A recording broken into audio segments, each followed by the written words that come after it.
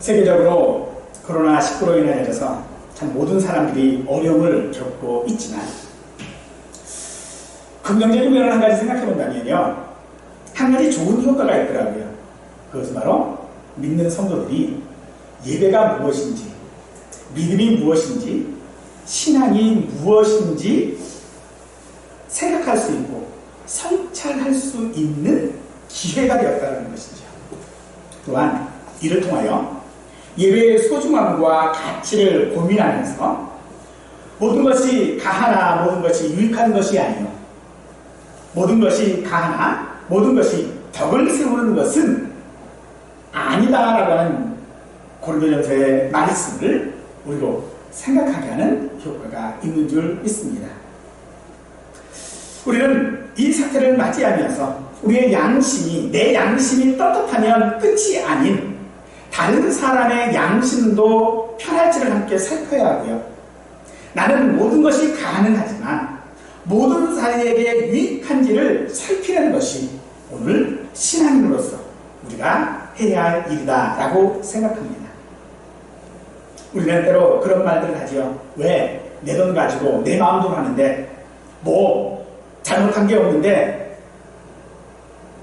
하는 그런 쉬운 말들, 그런 말들이 아니라 정말로 내가 생각하는 믿음을 내가 지금 지키고 있는지, 내가 참으로 하나님 앞에 예배하는 자로서 예배하고 있는지를 변명이 아니라 하나님 앞에 진실된 마음을 가지고 우리가 함께 그 답을 찾을 수 있는 기회가 되시기를 간절히 축원합니다. 지난주에 우리는 야고보 사도는 순교하도록 하시고 베드로 사도는 기적적으로 살리신 사건을 통해서 우리의 간절한 문제를 운명으로 이해하는 것이 아닌 사나 죽으나 우리가 다 죽일 것이기 때문에 어떤 경우라도 하나님을 신뢰하고 그 안에서 모든 것을 감당하기를 기도하자라고 했습니다. 세상은 그런 하나님의 섭리를 어떻게 받아들이고 있을까요? 우리는 하나님의 섭리라고 받아들이고 있고, 그런데 세상은 그것을 하나님의 섭리라고 받아들이지 않습니다.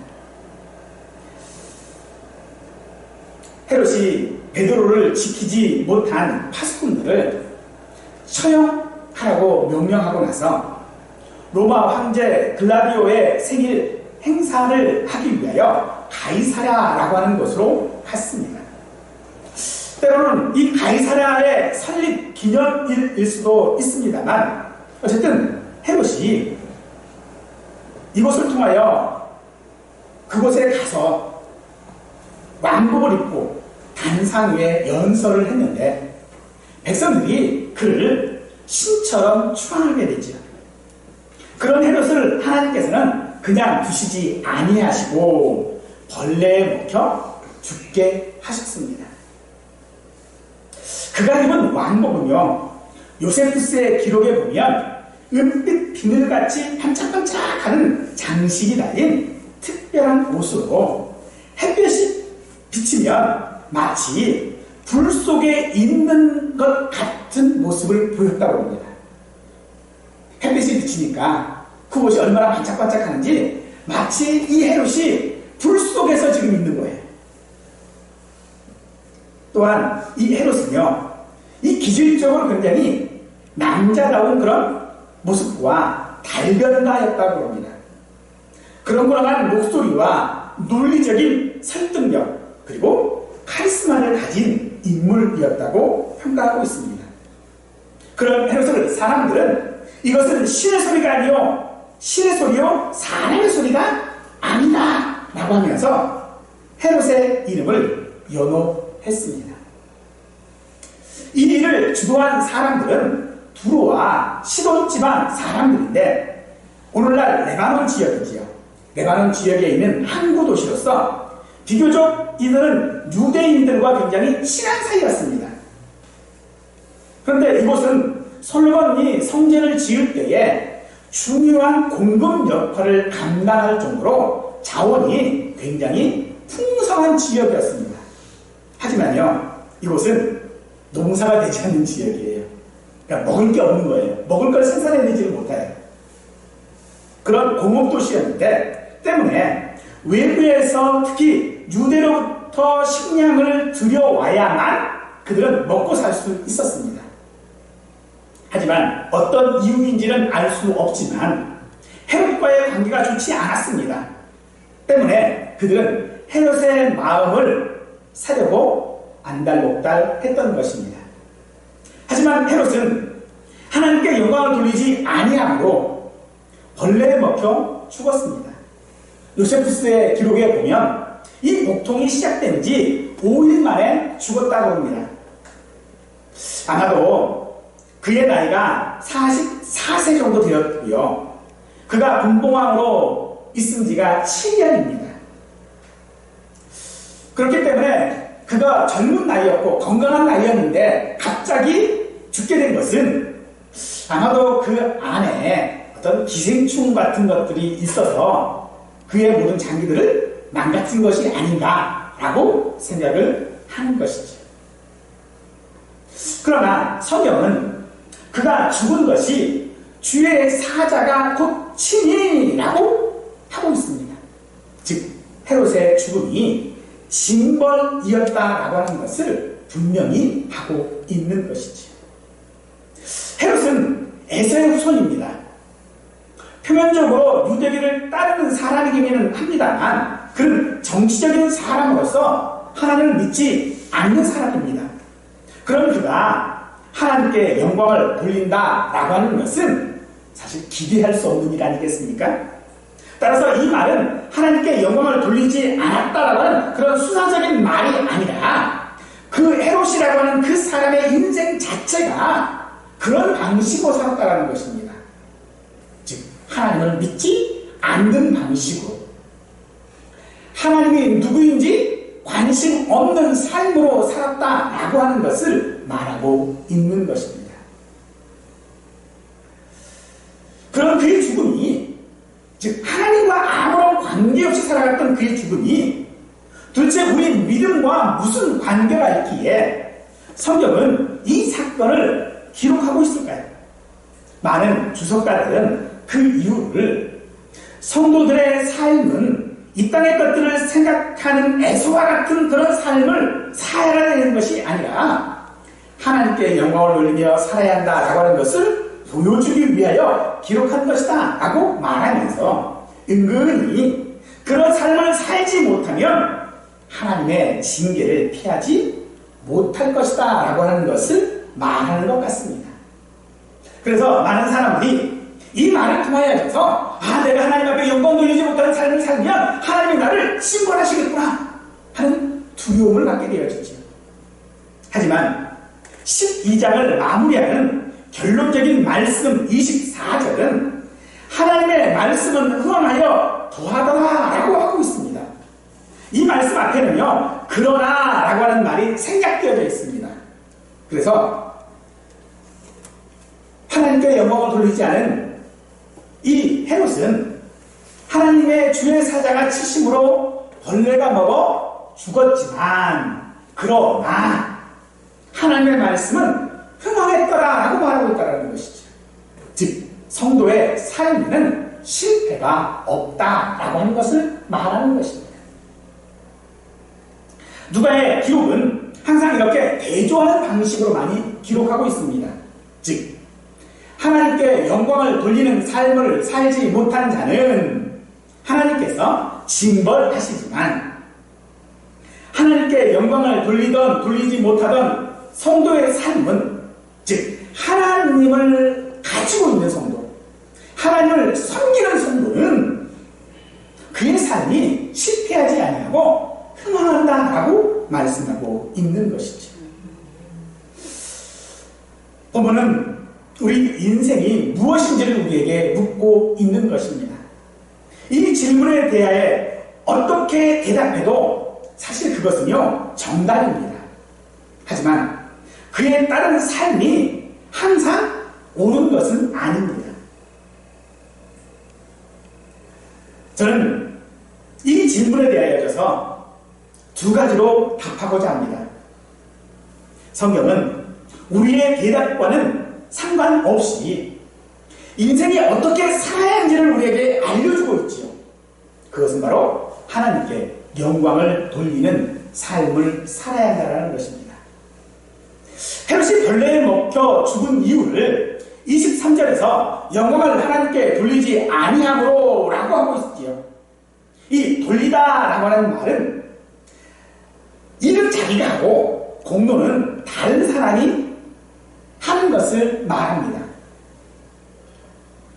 곰이 재주는 부리고 돈은 사람이 갖지요. 이걸 돌린다라고 말하는 것이 아니라 일은 내가 열심히 했어요. 그리고 어떻게 이렇게 당신이 열심히 일을 해서 이런 성공을 거두었습니까? 라고 하면 그거는요 저 사람 때문입니다 라고 말하는 거예요. 내가 한 것이 아니라 저 사람이 한 겁니다 라고 하는 것을 우리는 돌린다 라고 말하지. 또 영광이라고 하는 말은요 가치가 있다 라고 하는 그런 뜻입니다. 즉 영광을 돌린다 라고 하는 말은 가치 있는 것, 중요한 것, 가장 키포인트가 되는 것은 내가 아니라 하나님께 두는 것을 하나님께 영광 돌린다 라고 하는 것이라는 것이죠. 하지만 세상은요 하나님께 영광을 돌리지 않습니다. 세상은 하나님을 모르기 때문에 결코 하나님께 영광을 돌릴 수가 없습니다. 세상은 하나님을 모르기 때문에 결코 그 가치를 알 수 없을 뿐만 아니라 결코 자기의 것을 빼앗기지 않으려 합니다. 아니 오히려 그러기 위해서 그들은 하나님을 대적할 뿐일 것입니다. 사실은 세상에서 업적을 쌓고 많은 사람으로부터 존경을 받으면 그것이 하나님께 영광이 되는 줄 알고 세상으로부터 상을 받으면 먼저 하나님께 영광을 돌린다라고 하는 말을 하기도 합니다만 주님의 뜻과는 상관없이 자신들이 내세운 업적이 세상 사람들로부터 존경받는다면 그것이 하나님께 영광이 되는 줄로 많은 사람들이 착각하고 있습니다. 그러나 성도에게 영광을 돌린다라고 하는 것은요 자신의 이익을 위한 삶이 아니라 오직 주님의 뜻을 따라 순종하는 삶을 살아가기 위하여 자신의 희생을 마다하지 않는 삶이라고 우리는 볼 수 있을 것입니다.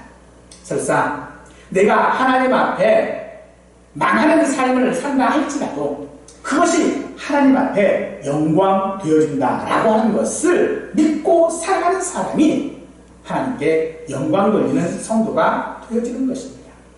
하지만 우리는 헤롯과 별반 다르지 않습니다.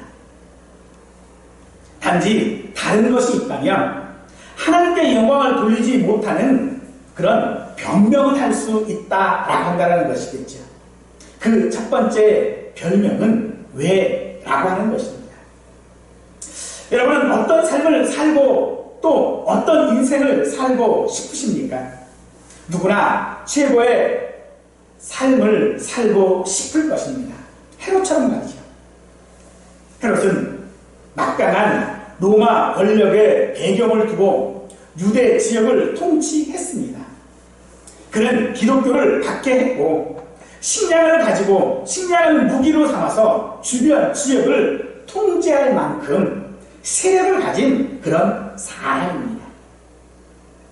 하지만 누가는요 세상이 아무리 좋아도 세상에는 희망이 있을지라도 소망은 없다라고 누가는 말하고 있습니다. 박해를 당하고 죽임을 당하고 무력해도 교회는 흥하여 힘을 얻는다라고 말하고 있습니다. 믿음으로 산다라고 하는 것은 어려움이 없다라고 하는 것을 말하는 것이 아닙니다. 우리의 어려움조차도 결국은 합력하여 선을 이루신다는 확신으로 삶을 살아가는 것이 하나님께서 그 일을 통해 반드시 우리에게 소망을 주신다라고 하는 것이 누가의 답이었습니다. 하지만 누가의 그런 답과는 달리 헤롯의 대답은 21절에 보니 왕복을 입고 단상에 앉아 백성에게 연설하니 라고 하고 있습니다. 헤롯의 왕복은 햇빛에 의해서 찬란했을 것이고 그 찬란한 헤롯의 모습은 그것을 바라보는 사람들에게 오히려 두려움과 떨림을 안겨주었을 것입니다. 헤롯이 연설하는 곳은요, 빌립보에 있는 가이사랴라고 하는 곳입니다. 유대 지역이긴 합니다만 이곳은요, 인공으로 건설된 항구입니다. 즉 돌을 바다에 메워서, 돌을 가지고 바다를 메워가지고 그 메운 바다 위에 세워놓은 항구 도시예요. 생각해 보십시다. 지금도 간첩 사업하는 거 쉬운 거 아니잖아요. 근데 그 옛날에 돌을 가지고 바다를 메워서 거의 그 위에다가 도시를 건설한다. 대단한 일이죠. 그리고 그곳에 로마 황제의 이름을 따서 가이사라라고 붙여놓은 것입니다. 로마 황제의 이름은 아무 도시나 붙일 수 있는 이름이 아니었습니다. 반드시 로마 황제의 허락을 받아야 되고요, 일정 규모를 갖추는 그런 도시여야 될 뿐만 아니라 그곳에는 반드시 황제를 숭배할 수 있는 신전이 있어야만 했습니다. 결국은 이 가이사라라고 하는 이곳은 사람의 힘으로, 사람의 능력으로 만들어 놓은 도시이며 하나님과는 상관없는 도시였던 것입니다. 사람은 자기 능력으로 살고 싶어 합니다. 또 사람은요, 사람답게 살고 싶어 합니다. 그런 곳에 어찌 하나님께 영광을 돌릴 수 있겠습니까? 그런 세상을 두려워하며 어찌 우리가 하나님을 신뢰한다고 말할 수 있겠습니까? 사람들은 하나님 앞에 영광 돌리지 않는 대신에 자기 능력으로, 자기 힘으로 사람답게 살고 싶어 합니다. 지금도 그것은 별로 다르지 않지요. 그렇게 사람답고 살고 싶게 되어지면 그 안에는 하나님은 존재할 자리가 없는 것이죠. 그러므로 우리는 사람답게 사는 사람이 아니라 자녀답게, 성도답게 살아야 하는 줄 믿으시기 바랍니다. 성경이 이렇게 일관되게 말씀하는 것 중에 하나가 있는데, 그것은 이 세상 나라는 하나님의 심판을 받아 멸망한다라고 하는 것이죠. 그 세력과 힘이 아무리 커도 유한하며 때가 되면 한낱 역사 속의 이야기로 남을 수밖에 없는 것이 세상입니다. 하나님께서는 자기가 살고 싶은 대로 사는 인생을 심판하십니다. 근데 그 심판하시는 것이 무엇인가라고 보니 그냥 그렇게 살도록 내버려 두시는 것입니다. 그냥 그렇게 하도록 두어버리신다, 유기하신다라고 말하는 것입니다. 하지만 사람이 하나님 앞에 영광을 돌리는 그런 삶을 살게 하려면 어떻게 하면 될까요? 하나님께서 즉시로 심판하시면 돼요. 잘못한 사람 즉시로 내려치시고, 누군가가 교회를 핍박하면 그 핍박한 사람을 헤롯처럼 벌레에 먹혀 죽게 하고 하면 사람들은 두려워할 수밖에 없어요. 하지만 하나님께서는 그걸 하나님께 영광 돌리는 것이라고 말하고 있지 않다는 것입니다. 두려움으로 하나님을 섬기는 것, 하나님 그거 원하시지 않습니다. 무서워서 하나님을 섬기는 것, 그거 하나님 원하시지 않는 일이라는 것입니다. 하나님이 우리 믿는 성도들에게 원하는 영광이 무엇입니까? 두려워하는 것이 아니라 감사하는 것이고, 은혜하는 것이고, 사모하는 것이고, 또 그 하나님이 내 하나님이라고, 내 아버지라고 고백하고 그 아버지 앞에 나오는 것이 오늘 우리가 해야 될 일인 줄 믿으시기 바랍니다. 사람들은 언제나 미래를 알고 싶어 하죠. 내일 무슨 일이 있을까? 그래서 찾아가는 사람이 누굽니까? 무당이에요. 내일을 알려주는 무당. 근데 무당 중에 어떤 무당이 인기가 있을까요? 내일을 잘 맞추는 무당이 물론 인기가 있겠죠. 근데 이 내일을 잘 맞추는 무당이 인기가 있는 것이 아니고요. 두려움을 주는 무당이 인기가 있답니다. 너 그렇게 안 살면, 너 그렇게 하지 않으면 너 죽어. 그렇게 말해주는 무당에게 더 잘 찾아간다는 거예요. 두려움이죠. 우리 신앙에도 그런 잘못된 신앙들이 있을 수 있습니다. 우리가 하나님을 무서운 하나님으로 알게 되면요, 우리의 모든 신앙들이 있어서 그 하나님은 무서운 하나님이기 때문에 잘 찾아갑니다. 왜 이단들이 그렇게 죽자사자 함께 모이는 줄 아십니까? 안 모이면 안 되거든요. 안 모이면 자기가 벌 받거든요. 그래서 모이는 거예요. 그것이 진심일까요? 우리 인생은요, 왜? 라고 묻습니다. 근데 그 왜? 라고 묻는 이 물음에 우리 인생의 투명을 떠난 모습이 있다는 거예요. 왜 당신들은 예배합니까? 왜 그렇게 모이지 말라고 하는데 다시도 말을 안 듣습니까? 왜 그럽니까? 라고 그러면 왜? 내가 믿는다는데, 내가 예배한다는데 왜? 라고 하는 것이 우리의 대답이 되어질 수 없다라는 것입니다. 우리의 대답은요, 하나님께 있습니다. 왜라고 하는 것이 아니라 그 왜라고 하는 것이 우리 인생의 그 허세에 떠는 모습이지 않아야 할 줄 믿습니다. 두 번째, 우리 인생의 변명은 뭐라고 하는 것입니다. 여러분은 어떤 말을 듣고 또 어떤 말을 하고 싶으십니까? 좋은 말, 칭찬의 말을 듣고 싶고 또 그렇게 하고 싶을 것입니다. 그것이 진심이든 아니든 상관없이 우리는 사람들의 칭찬의 말과 또 그런 칭찬의 말을 하고 싶은 것입니다. 바로 두로와 시돈 사람들처럼 말입니다. 헤롯이 단상에서 연설한 이유는 이 두로와 시돈 사람들과 화해하기 위함이었을 것이 분명합니다. 헤롯이 어떤 말을 했을까요? 화해하기 위한 자리인데 너 그러면 너네가 먹을 거 안 줄 거야. 너 그렇게 하면 너랑 절교야. 이런 말을 했을까요? 화해하기 위한 자리인데 아마 분명한 것은 듣기 좋은 말, 듣기 좋은 말을 했을 것이 분명하지. 두로하시는 사람들도 역시 지금 헤롯을 향해 지금까지 우리는 당신을 사람으로 알았는데, 그렇게 사람으로 알고 존경했는데, 이제부터는 당신은 우리에게 신입니다. 그렇게 그들은 칭송합니다. 헤롯은 그들의 그런 칭송을 질책하지도 거절하지도 않지요. 그들이 왜 그렇게 했을까요?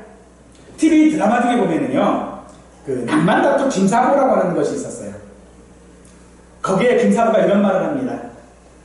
사람은 믿어주는 만큼 잘하고 애껴주는 만큼 여물고 인정받는 만큼 성장하는 법이다 라고 했어요.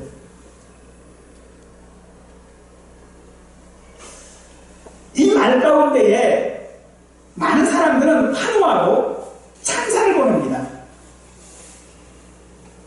하지만 그것이 사람 가운데 있다면 그 환호와 찬사는 진심일 수 없습니다. 그런데 헤롯은 그들의 말을 당연하게 지금 즐기고 있죠. 그래서 그 결과가 무엇입니까? 죽음이었습니다. 자본과 권력이 우리의 생존을 좌지우지하는 듯 보이는 시대에 살고 있습니다. 그러나 그것으로 인하여 하나님께 돌려야 하는 우리의 삶을 오용하거나 남용하지 않아야 할 줄로 압니다. 두로와 시돈 사람들이 헤롯을 칭송한 이유는 20절에 그들의 지방이 왕국에서 나는 양식을 먹는 까닭에 한 마음으로 라고 말하고 있습니다. 그들이 먹고 사는 것이 이 헤롯에게 달려있기 때문이었습니다.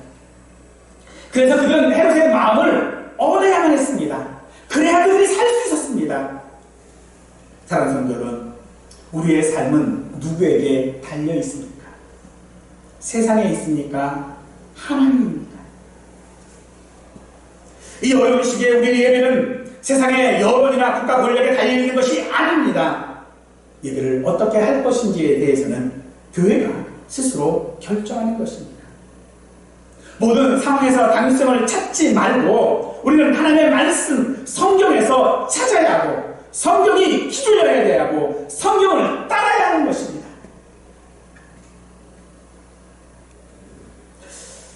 때로 우리는 우리의 소리,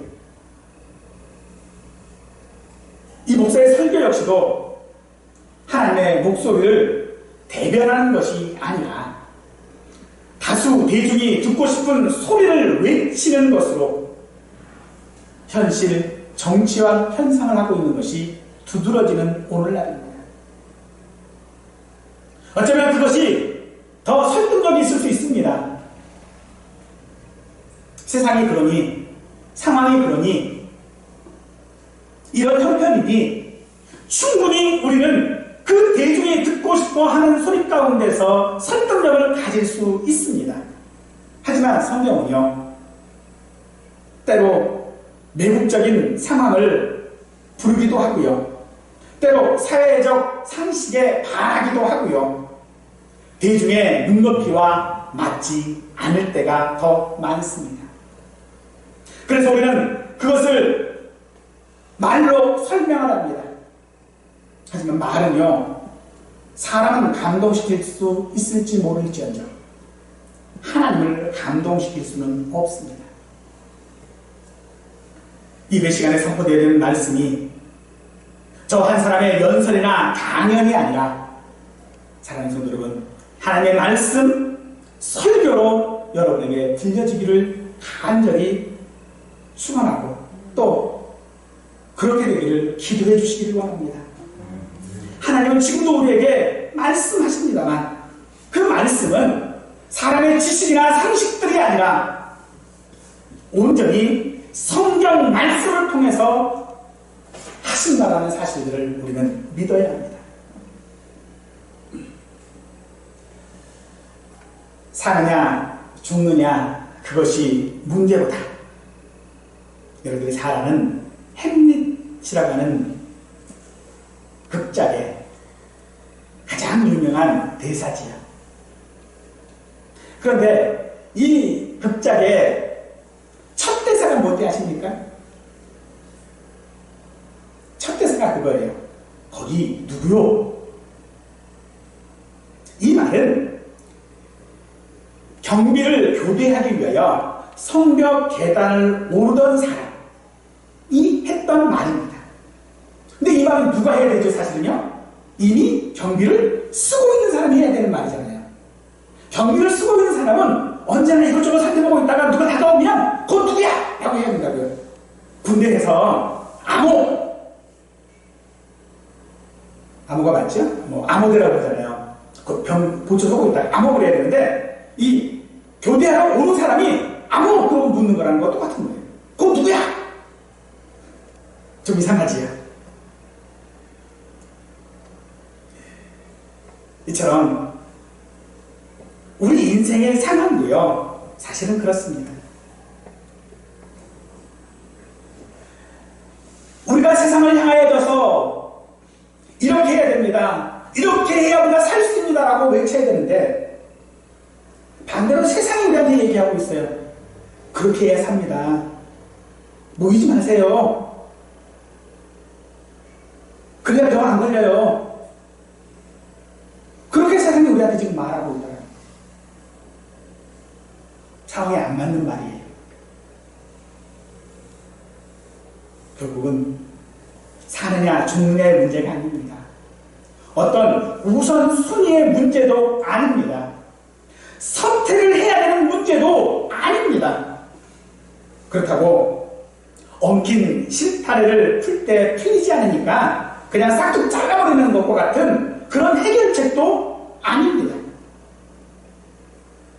그러므로 오늘 우리가 세상 가운데서 하나님의 영광을 위하여 살아간다라고 하는 것이 무엇인가라고 하면 마치 엉킨 실타래를 푸는 것과도 같습니다. 또는 복잡한 퍼즐을 맞추는 것과도 같습니다.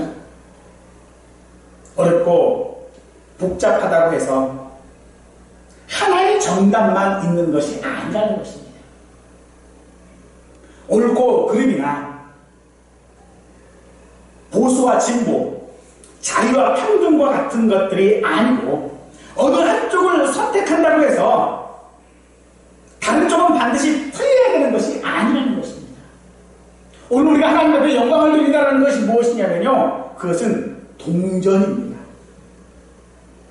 우리가 동전을 가지고 뭘 선택을 하지요? 동전을 들여서 안면이 나오냐 뒷면을 나오느냐 가지고 선택을 하는데 어느 한쪽이 나왔다고 하십시다. 그러면 반대쪽은 없습니까? 아니요. 양면이 다 있어야 그게 동전이에요. 양면 중에 한 면만 있으면요, 그건 동전이 아니에요. 따라서 성도가 하나님께 영광을 돌린다라고 하는 그런 삶도 마찬가지입니다. 우리가 신앙이라고 하는 이 믿음이라고 하는 이 면과 우리가 세상 가운데서 살아가야 되고 세상 이치를 따라야 된다라고 하는 것들은 동전의 양면입니다. 어느 쪽을 선택하느냐의 문제가 아니라 어느 쪽이 옳으냐 그르냐의 문제도 아니라는 것입니다. 왜 우리 성도들은 신앙생활에 나가는 것이 이처럼 어려울까요? 아니, 하나님께 영광을 돌리고 살아가는 것이 왜 그렇게 힘들고 어려울까요? 왜 성도들은 이런 때에 아프고 병들었을 때에 낙심했을 때에 하나님께 영광을 돌려야만 하는 것일까요? 바로 그것은 하나님의 법칙입니다. 하나님의 법칙은요, 무엇을 심든지 그대로 거두게 하시는 것이 하나님의 법칙입니다. 갈라디아서 6장 7절 말씀은 스스로 속이지 말라. 하나님은 업신여김을 받지 아니하시나니 사람이 무엇으로 심든지 그대로 거두리라 라고 말씀합니다. 세상은 철저히 하나님 없는 삶을 살았기에 그들은 하나님 없는 삶을 살 수밖에 없고 또 그로 인하여 그들은 죽을 수밖에 없습니다.